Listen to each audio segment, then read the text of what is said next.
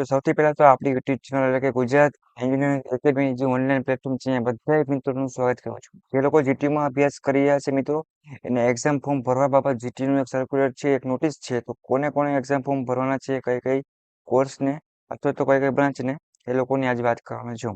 વિડીયોને બધાને લાસ્ટ લગી જોવાનો છે મિત્રો, અને બધા દોસ્તોને શેર પણ કરવાનું છે, કેમ કે જીટીયુ એક્ઝામ ફોર્મ આવે છે તો ઘણીવાર વિદ્યાર્થી મિત્રો છે એ એક્ઝામ ફોર્મ છે મિસ કરી જતા હોય છે અને ભરી શકતા નથી અને બેકલોગ આવતા હોય છે, અથવા તો ખોટું સેમેસ્ટર બગડતું હોય છે અને પછી અથવા તો પેનલ્ટી ભરવી પડતી હોય છે.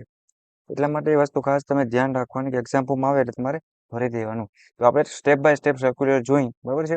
તો મિત્રો આપણે જીટીયુના સર્ક્યુલરને સ્ટેપ બાય સ્ટેપ અત્યારે લઈએ, બરાબર. તો સૌથી પહેલા તો આપણે એક સર્ક્યુલર લેશું કે જેથી કરીને તમને વિસ્તારથી સમજાય, બરાબર છે. સૌથી પહેલા આપણે વાત કરીએ તો કે જીટીયુના એક્ઝામ ફોર્મ રિલેટેડ આપણે વાત કરવાના છે.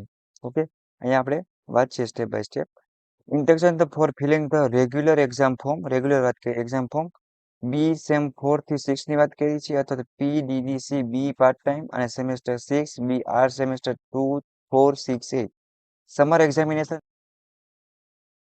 એક્ઝામિનેશન 2025 છે એની વાત કરી છે. ઓકે, એમાં આપણે સ્ટેપ બાય સ્ટેપ જોઈએ મિત્રો, તો ડિટેલમાં આપણે ટેબલમાં વધારે માહિતી મળે એટલે ટેબલ પર વધારે ફોકસ કરશે આપણે.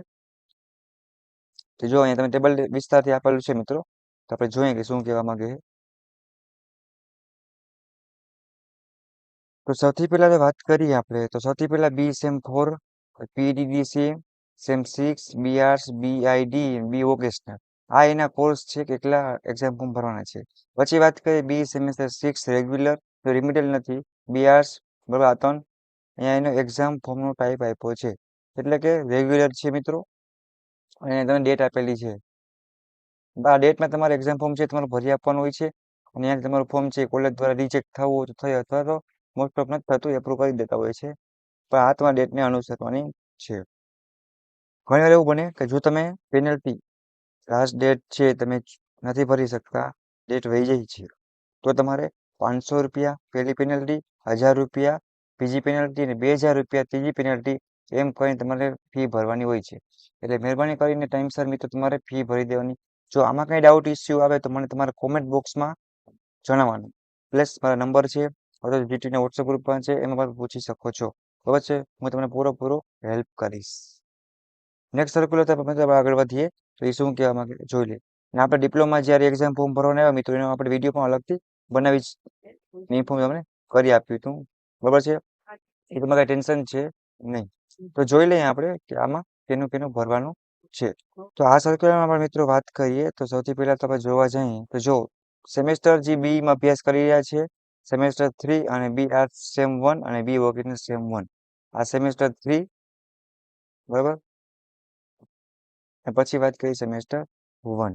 તો રિમિડિયલનું એક્ઝામ ફોર્મ ભરવાના બાકી એના માટેની વાત કરેલી છે, એને પર પેનલ્ટી છે નહીં, બરાબર છે.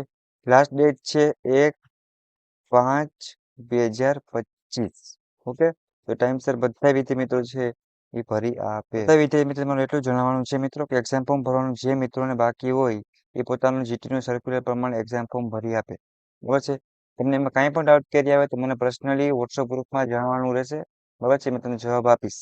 અને નીચે લોકોને જીટીયુનું વોટ્સએપ ગ્રુપમાં જોઈન થવાનું બાકી હોય તો હું તમને નીચે લિંક આપી દઉં છું, તમે જોઈન થઈ શકો છો, જેથી કરીને કોઈ પણ જીટીયુની નવી અપડેટ હશે, બરાબર, નવી માહિતી હશે એ તમને સીધી મળી રહેશે.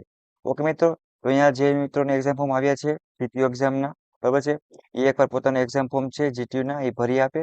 જેના નવા એક્ઝામ ફોર્મ આવશે એ લોકોને અમે અપડેટ કરશે, ઇન્ફોર્મ કરશે. ઓકે મિત્રો, થેન્ક યુ. આશા રાખું વિડીયોમાં તમને માહિતી મળી ગઈ હશે. કંઈ પણ હજી ના સમજાણું હોય તો મને પર્સનલી પૂછી લેવાનું રહેશે. મારા માટે એક શું કરશો, તમે સબસ્ક્રાઇબ કરી નાખશો, એક લાઈક કરી નાખો મિત્રો, અને કોમેન્ટમાં પૂછી પણ શકો છો, અને એક મસ્ત એવી કોમેન્ટ કરી આપો, બરાબર. બનેલો સપોર્ટ અમને પણ મળતો રહી. ઓકે, તો નેક્સ્ટ વિડીયો પછી મુલાકાત લેશી. ત્યાં લગી એન્જોય કરો અને મસ્ત હેપી સાથે હસતા રહ્યો. ઓકે, બાય બાય મિત્રો, થેન્ક યુ.